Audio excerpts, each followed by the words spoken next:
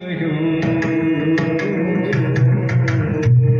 बरस का भोला भाला, अब तू 20 भयो, मकर 25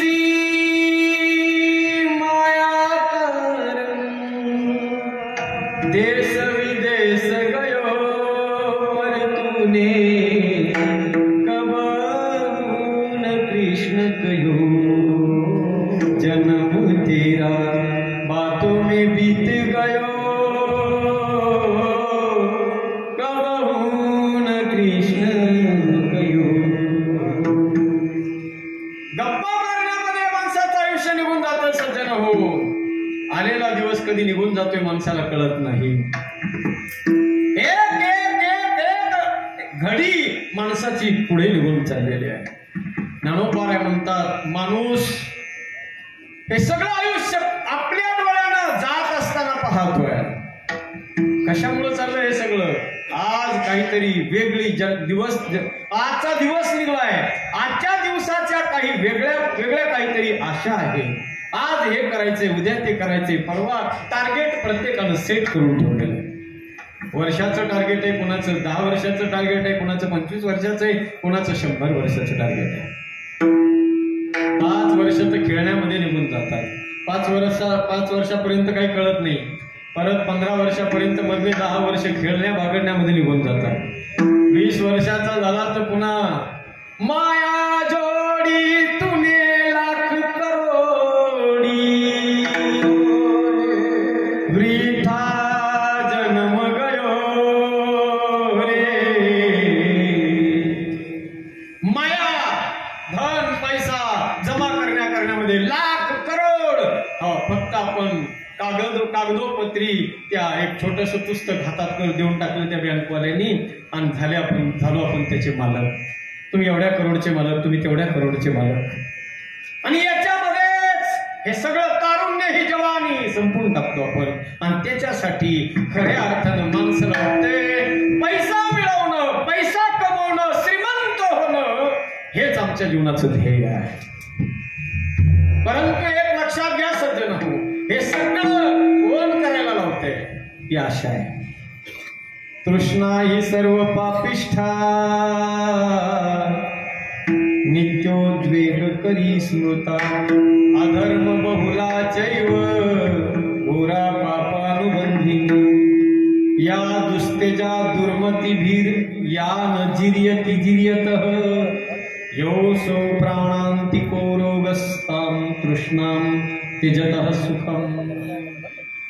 ही आशा माणसाला सज्जन हो ही शांत बसू देत नाही काय। सर्व सुखाची